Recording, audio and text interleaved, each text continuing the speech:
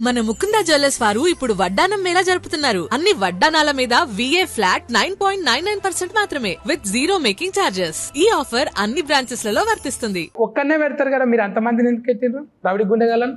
అంటే కాన్ఫ్లిక్ట్స్ రేసర్లు అంటే ఒక్కరే ఉంటారు కదా, చాలా మంది ఉంటారు.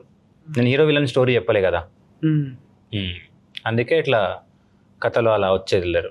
ఇప్పుడు ఇంత కొడుకును మంచిగా చూసుకునేట ఆయన మళ్ళా అరే కింద పడతావురా, దెబ్బలు తాకుతాయి, అది వద్దురా అంటారు. కానీ సార్ని ఎందుకు నువ్వు ఖచ్చితంగా అందులో కోవాలని అంటాను పెట్టి? అదే కదా స్పోర్ట్స్ మీద ఉండే ప్రేమ సార్ క్యారెక్టర్లో. ఇప్పుడు నీకు శ్యామ్ కుటారి తెలుసు ఎవరో? తెలియదు. అది కపిల్ దేవ్ తెలుసు. సో కపిల్ దేవ్ ఎంతనో శ్యామ్ కుటారి కూడా అట్లనే మన ఇండియాకి. సో అది వాళ్ళకు ఒక రికగ్నిషన్ రావాలి అనేది మా మోటివ్. సార్ క్యారెక్టర్లో మోటివ్ అదే, క్రికెట్కి ఉన్న గుర్తింపు దీనికి కూడా రావాలి అనేదే సార్ ఫైట్ చేసేది క్యారెక్టర్.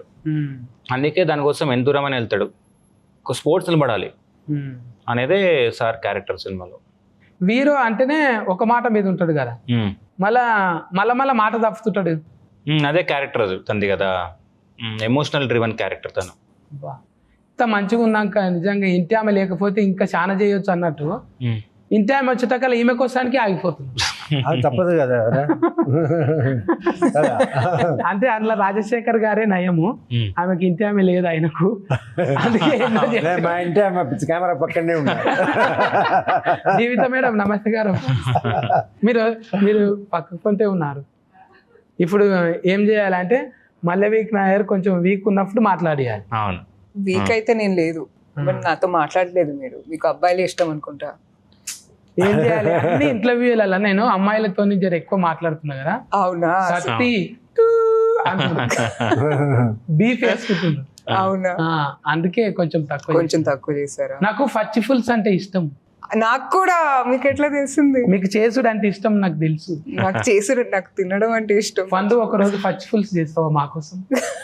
చేస్తా. ఇంకేమేమి పాటలు వాడతావు? పాటలు పాడు. గిటార్ వస్తుందా? గిటార్ వస్తుంది. ఒక పాట వాడు. గిటార్ తో పాడనా? నేను ఇస్తా గిటార్ సపోర్ట్. ఇదేమిటమ్మా సూపర్ సూపర్.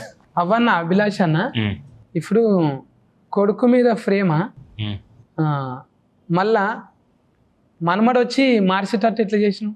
కొడుకే మార్చేటట్టు చేయొచ్చుగా. అదే కదా కథ. ఇప్పుడు నువ్వు చూస్తే చాలా సెటప్స్ పే ఆఫ్ చేసాం. ఇప్పుడు ఫస్ట్ హాఫ్ లో వీళ్ళిద్దరు థియేటర్కి వెళ్తారు. ఎవరు? శర్వా అన్న వాళ్ళ కొడుకు ఇద్దరు థియేటర్కి వెళ్తారు.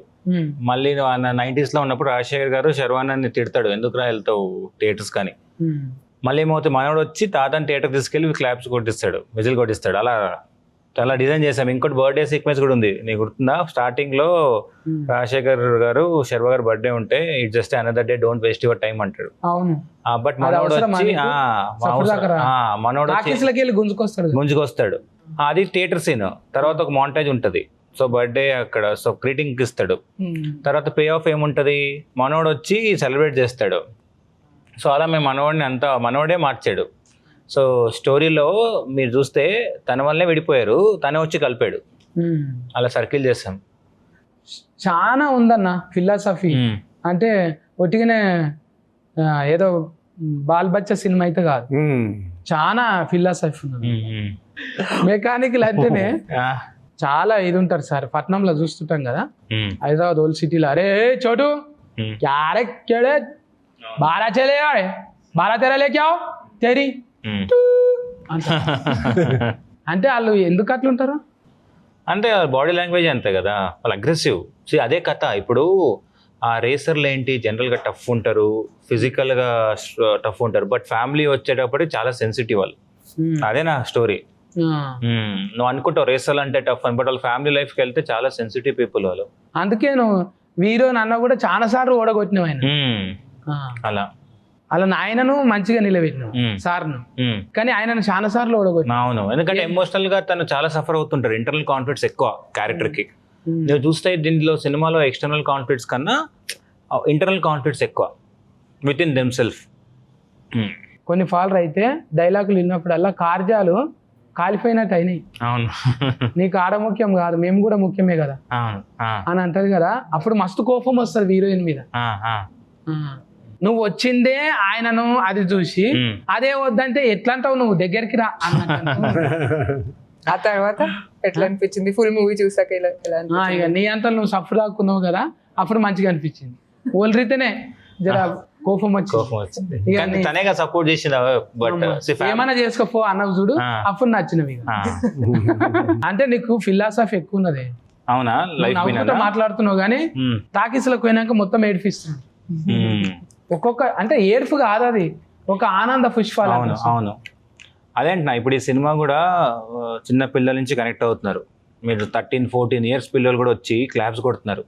నాకు ఈ మొన్న థియేటర్లో చూస్తాం చాలా మంది, మీరు ఇన్స్టాలో కానీ ట్విట్టర్లో కానీ చూస్తే వాళ్ళ పిల్లలు అట్లా చూస్తున్నారు సినిమా. లాస్ట్లో శర్వా గారు డెడికేషన్ ఇచ్చి వెళ్తారు కదా ఫాదర్కి, వాళ్ళు ఫీల్ అవుతున్నారు. అంటే బెటరే కదా. ఇప్పుడు చాలా మంది ఫాదర్స్ కూడా చూసి చాలా ప్రౌడ్గా ఫీల్ అవుతున్నారు.